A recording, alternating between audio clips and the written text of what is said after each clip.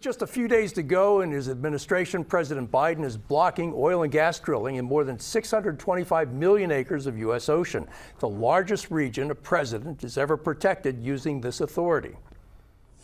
The area includes the eastern Gulf of Mexico. Biden's action prohibits new leases in the identified regions, but it does not affect any existing leases. In a statement, Biden said that drilling off these coasts could cause irreversible damage to places that we hold dear and is unnecessary to meet our nation's energy needs.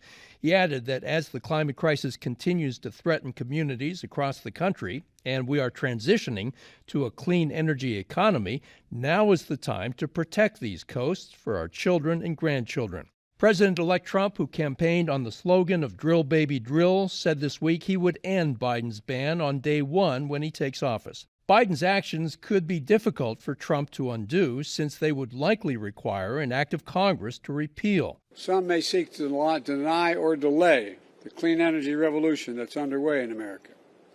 But nobody can reverse it. This April will mark the 15th anniversary of the Deepwater Horizon oil disaster, in which a drilling rig in the Gulf blew up, killing 11 workers and unleashed millions of gallons of crude oil, an event that fouled Panhandle beaches and lasted almost 3 months.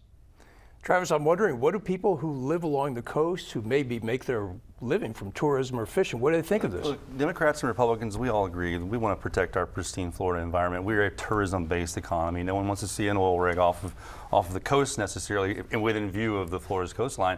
You know, having said that, government by executive order is a tricky business.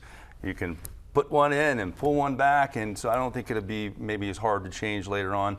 You know, maybe energy needs change, and of course, at some point, you know, if there's oil, there's going to be exploration if there's oil and gas. So I know that Floridians want to protect it. And again, we're not like Texas. They're an oil-based economy. You can see rigs off their shore. It's no problem for them. In Florida, we have ecotourism. We have a very pristine environment. And I think, well, pretty much in Tallahassee, it may be one of the things that Democrats and Republicans come together on more often than not. Mike, last year the Washington Post reported that incoming President Trump promised 20 oil executives, including Chevron, Exxon, and Occidental, to increase oil drilling in the Gulf of Mexico. And he was asking them for $1 billion to fund his campaign. This seems to be pay for play, making good on a campaign promise. Absolutely. Here's the deal. I like what happened with that executive order. I'm all in favor of that. But like Travis said, I don't particularly like legislation through executive order. And I think even if Congress has to approve a change in it, with the current makeup of the House and the Senate, and with Trump's campaign promise, and he went over and over and over again, drill, baby, drill, that it may be a moot point. I don't know if it makes any sense at this point. Although I like I say, I like the order. Don't know whether it will stand. It makes me wonder, though, if he wasn't trying to saddle Trump with higher gas prices as he's coming into office. I don't know. If it had been so important, he should have done it earlier on in his administration. Higher gas prices, I think, I don't think that has any relevance to this issue. The issue became, President-elect said, drill, baby, drill. Now in 2020, he said he didn't want to drill, but now we're back here in 2025, drill, baby, drill. At the end of the day, I think that while people don't necessarily like executive orders, but that's why you have executive orders, to be able to ensure that things can be done. And I think that the coast of Florida needs to be protected, because I most certainly don't want to have what happened 15 years ago happen again. Deborah, what do you make of this? What's your take on this?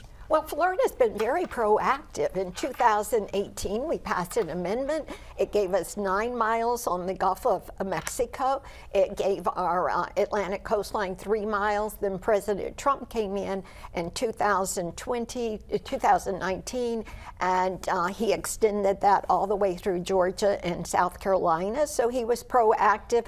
I don't like executive orders. I think we did it the right way. Let's continue to do it through Congress the right way. The last question is, the U.S. right now is a net energy exporter. That is that we're energy independent right now. We're even selling some of our energy processes, like oil and natural gas, abroad. So is this time that we need more places to drill?